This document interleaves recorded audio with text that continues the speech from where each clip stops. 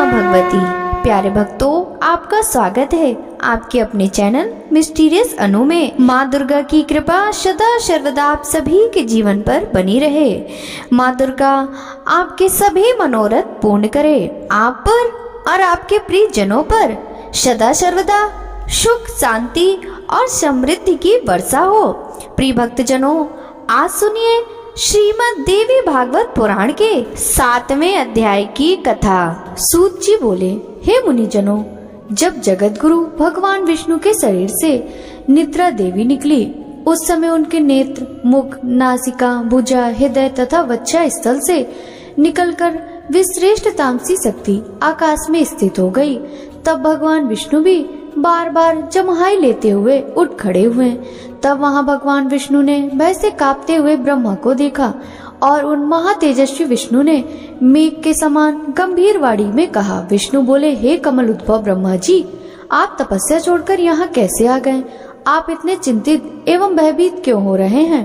ब्रह्मा जी बोले, हे देव, आपके कानों के मैल से 2 महादानव पैदा हो गए हैं, जो महाभयंकर एवं महाबली हैं, जिनका नाम मधु और कैटव है। उन्हीं दोनों के भय से मैं आपके पास आया हूँ। हे जगतपते, हे वासुदेव, आप मुझ भयभीत तथा किंग कर्तव्य विमूढ़ की रक्षा कीजिए। विष्णु बोले, ब्राह्मण, अब आप निर्भय हो जाइए, उनकी मृत्यु निकट है, इसलिए वे यहाँ युद्ध करने के लिए आएंगे। मैं उन दोनों दैत्यों का वध करूंगा।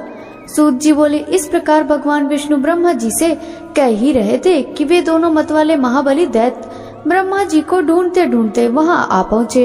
हे श्रेष्ठ मुनियों, वे दैत्य उस महासागर के जल में बिना किसी अवलंब के निश्चिंत होकर खड़े थे। उन अहंकारी राक्षसों ने ब्रह्मा जी से कहा, तुम भागकर इनके पास क्यों आए हो? अब तुम युद्ध करो, इनके देखते ही देखते हम लोग तुम्हें मार डालेंगे। तत्पश्चात शेष सैया पर सोने वाले इस पुरुष को भी मार डालेंगे। इसलिए तुम हम दोनों भाइयों से या तो युद्ध करो अथवा यह कहो कि मैं तुम्हारा सेवक हूँ। सूत जी बोले, उन दैत्यों का वचन सुनकर भगवान विष्णु ने कहा, अरे दानवेंद्रो, तुम दोनों मेरे साथ यथेच्छेद युद्ध करो, मैं तुम दोनों दैत्यों का घमंड चूर चूर कर डालूंगा। हे महाभागो, तुम दोनों की लड़ने की इच्छा है और अपने को महायोद्धा समझ रहे हो, तो आ जाओ। सूत जी बोले, भगवान का यह वचन सुनते ही उन दैत्यों के नेत्र क्रोध से लाल हो गए और जल में खड़े निराधार वे दोनों भयंकर दानव युद्ध करने को तैयार हो गए। इनमें मधु दैत्य कुपित होकर विष्णु से युद्ध करने के लिए शीघ्र ही चढ़ पड़ा और कैटव वहीं खड़ा रहा। 2 मत वाले वीरों के समान मधु और विष्णु में बाहु युद्ध होने लगा। जब मधु थक गया तब कैटव उनसे लड़ने लगा। इस प्रकार क्रमशः कुपित एवं मदांत दोनों दैत्य परम प्रतापी भगवान विष्णु के साथ बारी बारी से बाहु युद्ध करते रहे। उस समय वहां उस युद्ध के दृष्टा ब्रह्मा और आकाश में स्थित आदि देवी शक्ति स्थित थी। बहुत दिनों तक युद्ध करते करते भी वे दैत्य नहीं थके। तब भगवान विष्णु को गिलानी होने लगी। इस प्रकार जब युद्ध करते हुए 5000 वर्ष बीत गए, तब भगवान विष्णु उन दैत्यों की मृत्यु का उपाय सोचने लगे। उनके विचार में आया कि मैंने 5000 वर्ष तक इनके साथ युद्ध किया, किंतु ये भयानक दानव थके नहीं और मैं थक गया। यह बड़े आश्चर्य की बात है। मेरा वह पराक्रम और बल कहाँ चला गया? ये दोनों मुझसे लड़ते हुए भी स्वस्थ हैं। इसका कारण क्या है? अब मुझे अच्छी तरह विचार करना चाहिए। इस प्रकार चिंता में पड़े हुए विष्णु को देखकर ये दोनों मत वाले दैत्य अत्यंत हर्षित हुए और मेघ के समान गंभीर वाणी में बोले, हे विष्णु, यदि तुझमें अब बल ना हो अथवा युद्ध से थक गए हो तो सिर पर हाथ जोड़कर कह दो कि मैं तुम दोनों का सेवक हूँ, अथवा यदि सामर्थ्य हो तो हे महामते, आओ हमारे साथ युद्ध करो। आज हम लोग तुम्हें मारकर इस 4 मुख वाले पुरुष ब्रह्मा को भी मार डालेंगे। सूत जी बोले, उस महासागर में उपस्थित महामना विष्णु जी ने उनके वचन सुनकर साम नीति के अनुसार मधुर शब्दों में कहा। विष्णु जी बोले, यह सनातन धर्म है कि थके हुए, डरे हुए, शस्त्र त्यागे हुए, गिरे हुए एवं बालक पर वीर लोग प्रहार नहीं करते। मैंने तो यहाँ 5000 वर्षों तक युद्ध किया। मैं अकेला हूँ और तुम दोनों भाई समान बल वाले वीर हो और दोनों बीच बीच में बारी बारी से विश्राम भी करते रहे हो। अब मुझे भी थोड़ा विश्राम कर लेने दो, तत्पश्चात मैं पुनः लड़ूंगा, इसमें संदेह नहीं है। बलियों मदोन्मत्त तुम दोनों भी कुछ विश्राम कर लो, तब मैं विश्राम करके न्याय धर्मानुसार युद्ध करूंगा। सूत जी बोले, भगवान विष्णु की बात सुनकर दोनों दानव भी युद्ध करने की इच्छा से कुछ दूर जाकर विश्राम करने लगे। उन्हें बहुत दूर बैठे देखकर चतुर्भुज भगवान विष्णु उनके मरने का उपाय सोचने लगे। ध्यान की अवस्था में होकर विचार करने पर उन्हें ज्ञात हो गया कि इन दोनों को देवी के द्वारा इच्छा मृत्यु का वरदान प्राप्त है। इसी कारण ये थकते नहीं। वे सोचने लगे कि मैंने व्यर्थ ही युद्ध किया, मेरा सब परिश्रम व्यर्थ गया। इस वरदान की बात को जानकर अब मैं कैसे युद्ध करूं? यदि युद्ध ना भी करूं तो ये दैत्य यहाँ से हटेंगे कैसे? यदि इनका विनाश ना होगा तो वर प्राप्त दोनों दुर्धर्ष दैत्य सबको दुख देते रहेंगे। देवी ने जो वरदान इन्हें दिया है वह भी अत्यंत कठिन है। अत्यंत दुखी, रोगी और दीनहीन प्राणी भी स्वेच्छा कभी नहीं मरना चाहता, तब भला वे दोनों मदोन्मत्त दैत्य क्यों मरना चाहेंगे? इतियो अब मैं सब चिंता छोड़कर उन आदि शक्ति भगवती विद्या देवी की शरण में जाऊं, जो सबकी मनोकामनाएं सिद्ध करने वाली हैं, क्योंकि बिना उनके प्रसन्न हुए कोई मनोकामना पूर्ण नहीं होती। ऐसा मन में विचार करते ही भगवान विष्णु ने आकाश में स्थित परम सुंदर स्वरूप वाली योग निद्रा भगवती शिवा को देखा। उन्हें ही देखते योगेश्वर अनंत भगवान विष्णु उन दोनों दैत्यों के विनाश के लिए हाथ जोड़कर वर प्रदायिनी भगवती भुवनेश्वरी की स्तुति करने लगे। विष्णु जी बोले, हे देवी, हे महामाये, हे सृष्टि संहार कारिणी, हे आदि अंतर रहित, हे चंडी, हे भक्ति मुक्ति प्रदायिनी शिवे, आपको नमस्कार है। हे देवी, मैं आपके सगुण तथा निर्गुण रूप को नहीं जानता, फिर आपके जो असंख्य अद्भुत चरित्र हैं उन्हें कैसे जान पाऊंगा? मैंने आपके अत्यंत दुर्घट प्रभाव को आज जाना है, जबकि मैं आपके द्वारा यहाँ प्रेरित योग निद्रा में विलीन होकर अचेत हो गया था। ब्रह्मा ने मुझे बड़े यत्न से बार बार जगाया था, किंतु मैं अपनी 6 इंद्रियों के संकुचित होने के कारण जाग न सका। हे अंबिके, उस समय मैं आपके प्रभाव से अचेत हो गया था। जब आपने अपना वह प्रभाव हटा लिया तब मैं जगा और मैंने उन दानवों के साथ अनेक प्रकार से युद्ध किया। उस युद्ध में मैं तो थक गया, किंतु वे नहीं थके, क्योंकि उन्हें आपका वरदान प्राप्त था। जब वे मदोन्मत्त दानव ब्रह्मा जी को मारने दौड़े तब मैंने भी पुनः द्वंद्व युद्ध के लिए उनका आह्वान किया। हे मान प्रदायिनी, उस समय मैंने उनके साथ महासागर में घोर युद्ध किया। बाद में मुझे ज्ञात हुआ कि आपने उन्हें इच्छा मरण का अद्भुत वरदान दिया है। यह जानकर आज मैं शरणदायिनी आपकी शरण में आया हूँ। इतियो हे माता, अब मेरी सहायता आप ही करें, क्योंकि मैं युद्ध करते करते बहुत ही खिन्न हो गया हूँ। हे देवताओं की पीड़ा हरने वाली, आपके वरदान से दोनों दानव मदोन्मत्त हो गए हैं। वे दोनों पापी दैत्य मुझे मार डालना चाहते हैं। अब मैं क्या करूं? कहां जाऊं? प्रणाम करते हुए उन जगन्नाथ सनातन वासुदेव विष्णु के ऐसा कहने पर मुस्कुराती हुई उन देवी ने उनसे कहा, हे देव देव, हे हरे, हे विष्णु, आप पुनः उनसे युद्ध कीजिए। इन दोनों वीरों को छल पूर्वक मोहित करके ही मारा जा सकता है। मैं अपनी वृक्क दृष्टि से उन्हें मोहित कर दूंगी। हे नारायण, अपनी माया से जब मैं इन्हें मोहित कर दूंगी तब आप शीघ्र ही इन दोनों का वध कर डालिएगा। सूत जी बोले, देवी के प्रीति रस से पूर्ण वचनों को सुनकर भगवान विष्णु उस सागर में युद्ध स्थल में आकर खड़े हो गए। तब विष्णु को आते देख वे दोनों युद्ध के अभिलाषी महाबली दैत्य भी वहां आ डटे। भगवान विष्णु को अपने सामने देखकर वे बड़े प्रसन्न हुए और कहने लगे, हे महाकाम, हे चतुर्भुज, ठहरो ठहरो। हार और जीत को प्रारब्ध के अधीन समझकर अब तुम हमारे साथ युद्ध करो। बलवान व्यक्ति विजय प्राप्त करता है, किंतु कभी कभी भाग्यवश दुर्बल व्यक्ति भी जीत जाता है। आप जैसे महापुरुष को जय या पराजय में हर्ष या शोक कभी नहीं करना चाहिए। आपने दानव शत्रु होकर पूर्व काल में बहुत से दैत्यों को अनेक बार हराया है, परंतु इस समय तो हम दोनों के साथ लड़ते हुए आप पराजित हो गए।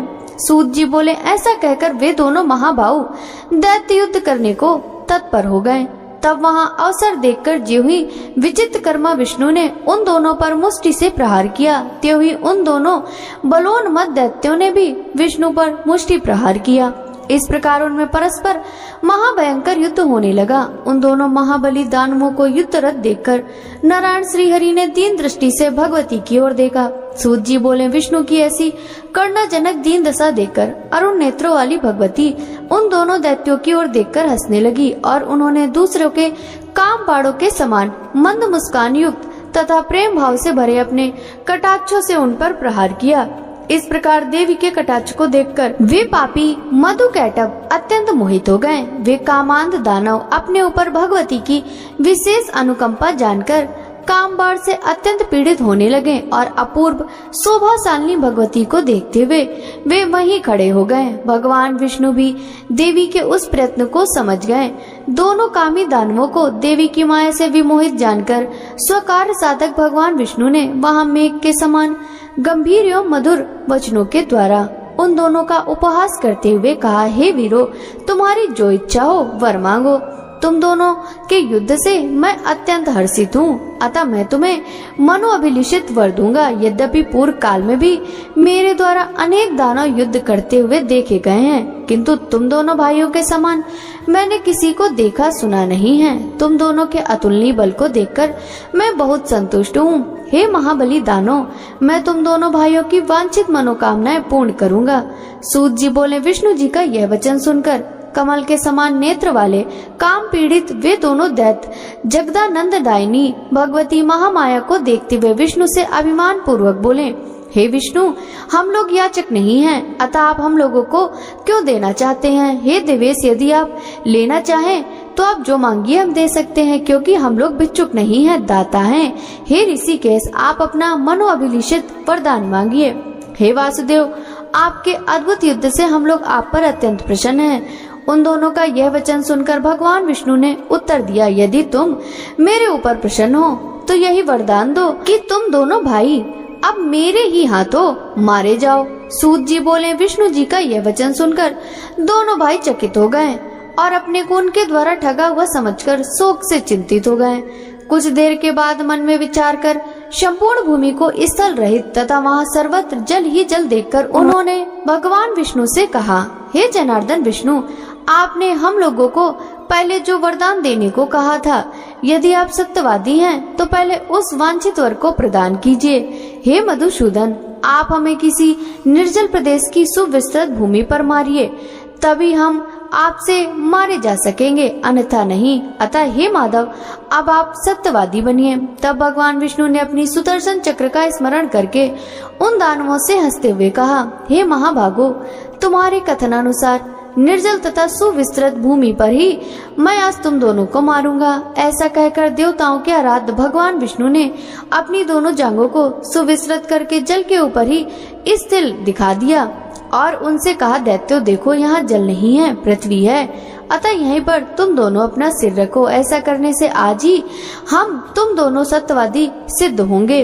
उस समय विष्णु का तत्वपूर्ण वचन सुनकर तथा अपने मन में विचार करके उन दोनों दैत्यों ने अपना शरीर बढ़ाकर हजारों योजन लंबा चौड़ा कर दिया।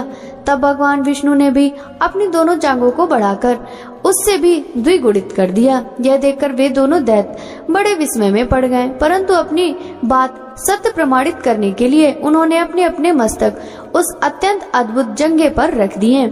उसी समय प्रतापी भगवान विष्णु ने अपने सुदर्शन चक्र से जंघे पर स्थित उनके विशाल सिरों को वेग पूर्वक धड़ से अलग कर दिया।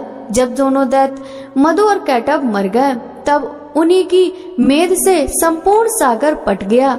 हे मुनीश्वर, तभी से पृथ्वी का नाम मेदिनी पड़ गया, इसलिए मृत्तिका भी अभक्ष मानी जाने लगी। आप लोगों ने जो प्रश्न किया था उसका ठीक ठीक उत्तर मैंने दे दिया। बुद्धिमान मनुष्यों को चाहिए कि वे महामाया महाविद्या की सर्वदा उपासना करते रहें, क्योंकि वे पराशक्ति ही समस्त देव दानवों द्वारा आराध्य है। उनसे बढ़कर दूसरा कोई देवता तीनों लोकों में नहीं है। यह बात सर्वदा सत्य है एवं वेदों तथा शास्त्रों का निष्कर्ष है कि सगुण अथवा निर्गुण रूप में सर्वदा उस पराशक्ति का ही पूजन करते रहना चाहिए। ऋषिगण बोले, हे सूत जी, आपने हमें पहले ही बतला दिया कि असीम तेज वाले व्यास जी ने कल्याणकारी समस्त पुराणों की रचना करके उन्हें सुखदेव जी को पढ़ाया। व्यास जी ने घोर तप करके सुखदेव जी को किस प्रकार पुत्र रूप में प्राप्त किया। व्यास जी के मुख से आपने जो कुछ सुना है वह सब हमने विस्तार पूर्वक कही है। सूत जी बोले, सत्यवती पुत्र, व्यास जी ने जिस प्रकार योगी जनों में श्रेष्ठ साक्षात मुनीश्वर रूप सुखदेव जी उत्पन्न हुए, उत्पत्ति के इस इतिहास को मैं आप लोगों को बता रहा हूँ। सत्यवती के पुत्र महर्षि व्यास पुत्र प्राप्ति के लिए दृढ़ संकल्प अत्यंत मनोहर सुमेरु पर्वत के शिखर पर कठोर तपस्या करने लगे। नारद जी से सुने गए एकाक्षर वाग बीज मंत्र का जप करते हुए तपोनिधि व्यास जी पुत्र प्राप्ति की कामना से परात्परा महामाया में अपना ध्यान केंद्रित करते हुए मन ही मन सोच रहे थे कि अग्नि, भूमि, वायु एवं आकाश इनकी शक्ति से संपन्न पुत्र की मुझे प्राप्ति हो। इस प्रकार प्रभुता संपन्न वे व्यास जी निराहार रहते हुए 100 वर्षों तक शंकर एवं सदा शिवा भगवती की आराधना में लीन रहे। अनेक विचार करते हुए महर्षि व्यास इस निष्कर्ष पर पहुँचे कि शक्ति ही सर्वत्र पूजनीय है। निर्भर प्राणी लोक में निंदा का पात्र होता है और शक्तिशाली की पूजा की जाती है। जहाँ पर्वत शिखर पर कर्णिकार पुष्प के अद्भुत वन में देवता एवं महातपस्वी मुनि वृंद विहार करते हैं, जहाँ शूर, वसु, रुद्र, पवन, अश्विनी कुमार एवं ब्रह्मवेत्ताओं में श्रेष्ठ अन्य मुनिजन निवास करते हैं। मधुर संगीत की ध्वनि से मुखरित उसी सुमेरु पर्वत की चोटी पर सत्यवती नंदन धर्मात्मा व्यास जी ने तपस्या की। उनके इस तपस्चरण के प्रभाव से समग्र चराचर जगत व्याप्त हो गया और महामेधा संपन्न पराशर पुत्र व्यास जी की जटा अग्निवर्ण हो गई। तदंतर व्यास जी का यह तेज देखकर इंद्र भयभीत हो गए। तब इंद्र को भयाक्रांत तथा व्याकुल देखकर भगवान शंकर जी उनसे कहने लगे। शंकर जी बोले, हे सुरेश्वर, आपको क्या दुख है? हे इंद्र, आज आप इस तरह भयग्रस्त क्यों हैं? तपस्वियों से कभी भी ईर्ष्या नहीं करनी चाहिए, क्योंकि मुनिगण मुझे शक्ति संपन्न जानकर ही तपस्या करते हैं। ये तपस्वी मुनि लोग कभी भी किसी का अपकार नहीं चाहते।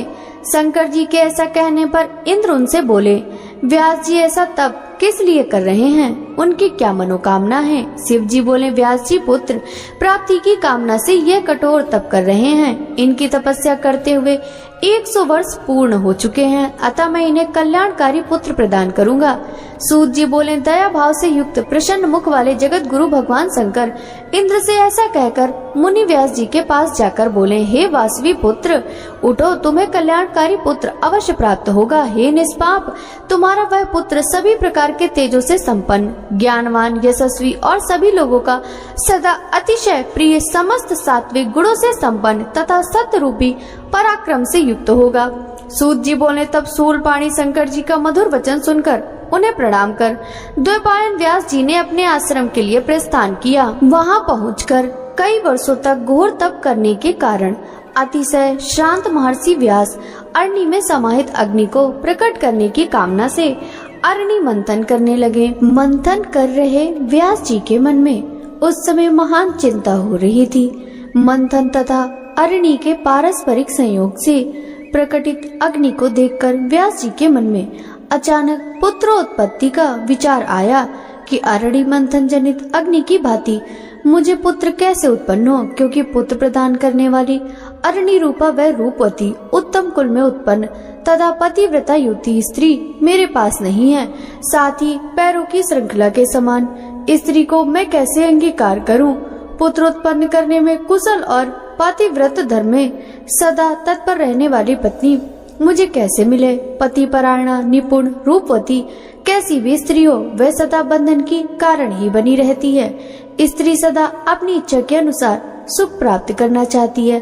शंकर जी भी नित्य स्त्री के मोह पास में फंसे हुए रहते हैं, अतः मैं नित्य अत्यंत विषम गृहस्थ आश्रम धर्म को किस प्रकार अंगीकार करूं? व्यास जी ऐसा विचार कर ही रहे थे कि आकाश के समीप में स्थित घृताची नामक अप्सरा उन्हें दृष्टि गोचर हुई। चंचल कटाक्षों वाली उस श्रेष्ठ अप्सरा को पास में स्थित देखकर कठोर नियम संयम धारण करने वाले व्यास जी शीघ्र ही काम बाड़ों से आहत अंगों वाले हो गए और सोचने लगे कि अब इस विषम संकट के समय में मैं क्या करूं? धर्म के समक्ष इस दुर्जय काम वासना के वशीभूत होकर यदि मैं छलने के लिए यहाँ उपस्थित हूँ, इस प्रकार अप्सरा को स्वीकार करता हूँ, तब ऐसी स्थिति में महात्मा तथा तपस्वीगण मुझ कामा शक्ति से विवल का यह उपहास करेंगे कि 100 वर्षों तक कठिन तपस्या करने के पश्चात भी एक अप्सरा को देखकर महातपस्वी व्यास इतने विवश कैसे हो गए। और फिर यदि इसमें अतुलनीय सुख हो तो ऐसी निंदा भी होती रहे, अर्थात उसकी उपेक्षा भी की जा सकती है। गृहस्थाश्रम पुत्र प्राप्ति की कामना पूर्ण करने वाला, स्वर्ग की प्राप्ति कराने वाला तथा ज्ञानियों को मोक्ष देने वाला कहा गया है, किंतु वैसा सुख इस देव कन्या से नहीं प्राप्त होगा। पूर्व काल में मैंने नारद जी से एक कथा सुनी थी जिसमें राजा पुरुरवा उर्वशी के वशीभूत होकर अत्यंत संकट में पड़ गए थे। ऋषिगण बोले, हे सूत जी, वे राजा पुरुरवा कौन थे? वह देव कन्या उर्वशी कौन थी? उस मनस्वी राजा ने किस प्रकार संकट प्राप्त किया? हे लोमहर्षण तनय, आप इस समय पूरा कथानक विस्तार पूर्वक कहें। हम सभी लोग आपके मुखारविंद से निष्ठता रसमयी वाणी को सुनने के इच्छुक हैं। हे सूत जी, आपकी वाणी अमृत से भी बढ़कर मधुर एवं रसमयी है। जिस प्रकार देवगण अमृत पान से कभी तृप्त नहीं होते, उसी प्रकार आपके कथा श्रवण से हम तृप्त नहीं होते। सूत जी बोले, हे मुनियों, अब आप लोग उस दिव्य तथा मनोहर कथा को सुनिए जिसे मैंने परम श्रेष्ठ व्यास जी के मुख से सुना है। मैं उसे अपनी बुद्धि के अनुसार वैसा ही कहूँगा। सुर गुरु बृहस्पति की पत्नी का नाम तारा था। वह रूप यौवन से संपन्न तथा सुंदर अंगों वाली थी। एक बार वह सुंदरी अपने यजमान चंद्रमा के घर गई। उस रूप तथा यौवन से संपन्न चंद्रमुखी कामनी को देखते ही चंद्रमा उस पर आसक्त हो गए। तारा भी चंद्रमा को देखकर आसक्त हो गई। इस प्रकार वे दोनों, तारा तथा चंद्रमा, एक दूसरे को देखकर प्रेम विभोर हो गए। वे दोनों प्रेम उन्मत्त एक दूसरे को चाहने की इच्छा से युक्त हो विहार करने लगे। इस प्रकार उनके कुछ दिन व्यतीत हुए। तब बृहस्पति जी ने तारा को घर लाने के लिए अपना एक शिष्य भेजा, परंतु वह न आ सकी। जब चंद्रमा ने बृहस्पति के शिष्य को कई बार लौटाया तो वे क्रोधित होकर चंद्रमा के पास स्वयं गए। चंद्रमा के घर जाकर उदार चित्त बृहस्पति ने अभिमान के साथ मुस्कुराते हुए उस चंद्रमा से कहा, हे चंद्रमा, तुमने यह धर्म विरुद्ध कार्य क्यों किया और मेरी इस परम सुंदरी पत्नी को अपने घर में क्यों रख लिया? हे देव, मैं तुम्हारा गुरु हूँ और तुम मेरे यजमान हो, तब हे मूर्ख, तुमने गुरु पत्नी को अपने घर में क्यों रख लिया? ब्रह्म हत्या करने वाला, स्वर्ण चुराने वाला, मदिरा पान करने वाला, गुरु पत्नी गामी तथा पांचवा इन पापियों के साथ संसर्ग रखने वाला ये महापात की है। तुम महापापी, दुराचारी एवं अत्यंत निंदनीय हो। यदि तुमने मेरी पत्नी के साथ अनाचार किया है तो तुम देवलोक में रहने योग्य नहीं हो। हे दुष्टात्मन, असिता पांगी, मेरी इस पत्नी को छोड़ दो जिससे मैं इसे अपने घर ले जाऊं, अन्यथा गुरु पत्नी का अपहरण करने वाले तुझको मैं शाप दे दूंगा। इस तरह बोलते हुए स्त्री विरह से कातर तथा क्रोधाकुल देवगुरु बृहस्पति से रोहिणीपति चंद्रमा ने कहा। चंद्रमा बोले, क्रोध के कारण ब्राह्मण अपूजनीय होते हैं, क्रोध रहित तथा धर्म शास्त्रज्ञ विप्र पूजा के योग्य हैं और इन गुणों से हीन ब्राह्मण त्याज्य होते हैं। हे अनग, वह सुंदर स्त्री अपनी इच्छा से आपके घर चली जाएगी और यदि कुछ दिन यहाँ ठहर भी गई तो इससे आपको क्या हानि है? अपनी इच्छा से वो यहाँ रहती है। सुख की इच्छा रखने वाली वह कुछ दिन यहाँ रहकर अपनी इच्छा से चली जाएगी। आपने ही तो पूर्व में धर्म शास्त्र के इस मत का उल्लेख किया है कि संसर्ग से स्त्री और वेद कर्म से ब्राह्मण कभी दूषित नहीं होते। चंद्रमा के ऐसा कहने पर बृहस्पति अत्यंत दुखी हुए और चिंता मग्न होकर शीघ्र ही अपने घर चले गए। कुछ दिन अपने घर रहकर चिंता से व्याकुल गुरु बृहस्पति पुनः उस औषधिपति चंद्रमा के यहाँ शीघ्र जा पहुँचे। वहाँ द्वारपालों ने उन्हें भीतर जाने से रोका, तब वे क्रुद्ध होकर द्वार पर ही रुक गए। कुछ देर प्रतीक्षा करने पर जब चंद्रमा वहाँ नहीं आए तब बृहस्पति अत्यंत क्रुद्ध हो उठे। वे विचार करने लगे, मेरा शिष्य होते भी इसने माता के समान आदरणीय गुरु पत्नी को बलपूर्वक हर लिया, इसलिए अब मुझे इस अधर्मी को दंडित करना चाहिए। तब बाहर द्वार पर खड़े बृहस्पति ने क्रोध के साथ चंद्रमा से कहा, अरे नीच, पापी, देवाधम, तुम अपने घर में निश्चिंत होकर क्यों पड़े हो? मेरी स्त्री शीघ्र मुझे लौटा दो, अन्यथा मैं तुम्हें शाप दे दूंगा। यदि तुम मेरी पत्नी नहीं दोगे तो मैं तुझे अभी अवश्य भस्म कर दूंगा। सूत जी बोले, बृहस्पति के इस प्रकार के क्रोध भरे वचन सुनकर दिवराज चंद्रमा शीघ्र घर से बाहर निकले और हंसते हुए से बोले, आप इतना अधिक क्यों बोल रहे हैं? सर्वलक्षण संपन्न वह असिता पांगी आपके योग्य नहीं है। हे विप्र, आप अपने समान किसी अन्य स्त्री को ग्रहण कर लीजिए। ऐसी सुंदरी भिक्षुक के घर में रहने योग्य नहीं है। यह प्रायः कहा जाता है कि अपने समान गुण संपन्न पति पर ही पत्नी का प्रेम स्थिर रहता है। अपने इच्छानुसार अब आप चाहे जहाँ चले जाएं, मैं इसे नहीं दूंगा। आपका साप मेरे ऊपर नहीं लग सकता। हे गुरु, यह रमणी आपको नहीं दूंगा। अब आप चाहे जैसा करें।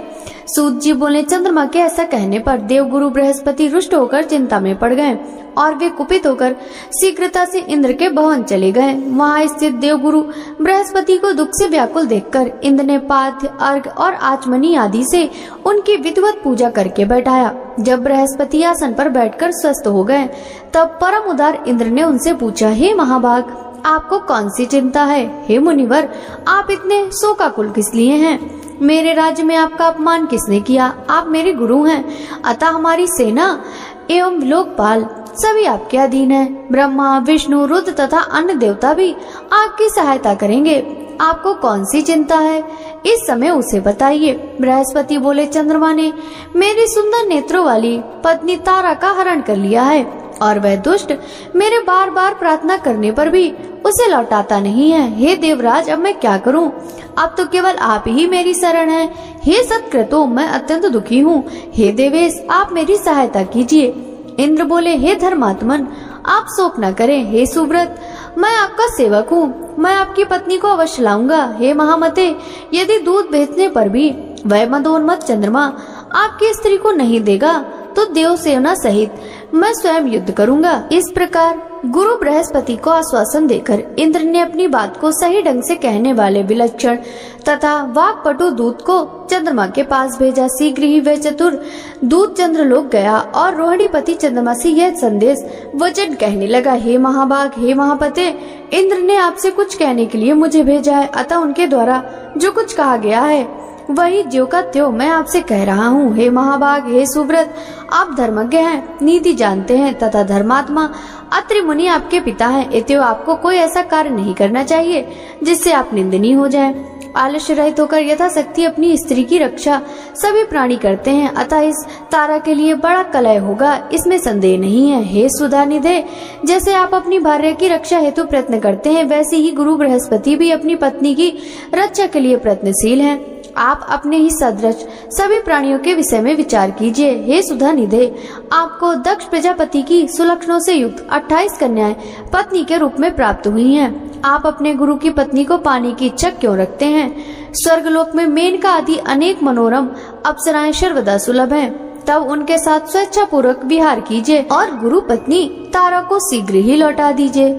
आप जैसे महान लोग यदि अहंकार वश ऐसा निंदित कर्म करें तो अनभिज्ञ साधारण जन तो उनका अनुकरण करेंगे ही, तब धर्म का नाश हो जाएगा। अतः हे महाभाग, गुरु की इस मनोरमा पत्नी को शीघ्र लौटा दीजिए, जिससे आपके कारण इस समय देवताओं के बीच कलह न उत्पन्न हो। सूत जी बोले, दूत से इंद्र का संदेश सुनकर चंद्रमा कुछ क्रोधित हो गए और उन्होंने इंद्र के दूत को इस प्रकार व्यंग पूर्वक उत्तर दिया। चंद्रमा बोले, हे महाभाव, आप धर्मज्ञ हैं एवं स्वयं देवताओं के राजा हैं। आपके पुरोहित बृहस्पति भी ठीक आपकी तरह हैं और आप दोनों की बुद्धि भी एक समान है।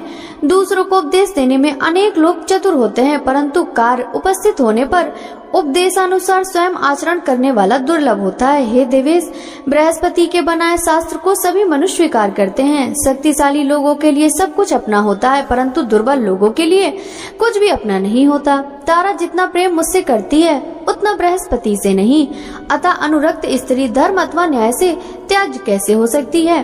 गृहस्थ जीवन का वास्तविक सुख तो प्रेम रखने वाली स्त्री के साथ ही होता है, उदासीन स्त्री के साथ नहीं। इसलिए हे दूत, तुम जाओ और इंद्र से कह दो कि मैं इसे नहीं दूंगा। हे सहस्त्राक्ष, आप स्वयं समर्थ हैं, आप जो चाहते हैं वह कीजिए। सूत जी बोले, चंद्रमा के ऐसा कहने पर दूत इंद्र के पास लौट गया और चंद्रमा ने जो कहा था वह सब उसने इंद्र से कह दिया। इसे सुनकर प्रतापी इंद्र भी क्रोधित हुए और गुरु बृहस्पति की सहायता के लिए सेना की तैयारी करने लगे। दैत्य गुरु शुक्राचार्य चंद्रमा तथा देव गुरु की विरोध की बात सुनकर बृहस्पति से द्वेष के कारण चंद्रमा के पास गए और उससे बोले कि आप तारा को वापस मत कीजिए। हे महामते, हे मान, यदि इंद्र के साथ आपका युद्ध छिड़ जाएगा तो मैं भी अपनी मंत्र शक्ति से आपकी सहायता करूंगा। गुरु पत्नी से अनाचार की बात सुनकर और शुक्राचार्य को बृहस्पति का शत्रु जानकर शिव जी भी बृहस्पति की सहायता के लिए तैयार हो गए। तब तारकासुर के साथ युद्ध की भांति देव दानवों में संग्राम छिड़ गया। यह युद्ध बहुत वर्षों तक चलता रहा। देव दानवों का यह संग्राम देखकर प्रजापति ब्रह्मा जी हंस पर सवार होकर उस क्लेश की शांति के लिए रण स्थल में शीघ्र पहुँचे। तब ब्रह्मा जी ने चंद्रमा से कहा कि तुम गुरु बृहस्पति की पत्नी लौटा दो, नहीं तो भगवान विष्णु को बुलाकर मैं तुम्हें समूल नष्ट कर दूंगा। तत्पश्चात लोक पितामह ब्रह्मा जी ने भृगुनंदन शुक्र को भी युद्ध से रोका और उनसे कहा, हे महामते, दैत्यों के संग से क्या आपकी भी बुद्धि अन्याय युक्त हो गई है? तत्पश्चात ब्रह्मा जी की बात सुनकर शुक्राचार्य चंद्रमा के पास गए। उन्होंने चंद्रमा को युद्ध करने से रोका और कहा, तुम्हारे पिता ने मुझे भेजा है, तुम अपने गुरु की पत्नी को तत्काल छोड़ दो। सूत जी बोले, शुक्राचार्य की वह अद्भुत वाणी सुनकर चंद्रमा ने बृहस्पति की गर्भवती सुंदरी प्रिय भार्या को लौटा दिया। पत्नी को पाकर देवगुरु बड़े प्रसन्न हुए और आनंद पूर्वक अपने घर चले गए। तत्पश्चात सभी देवता और दैत्य भी अपने अपने घर चले गए। पितामह ब्रह्मा अपने लोक को तथा शिव जी भी कैलाश पर्वत पर चले गए। इस प्रकार अपनी सुंदरी स्त्री को पाकर बृहस्पति संतुष्ट हो गए।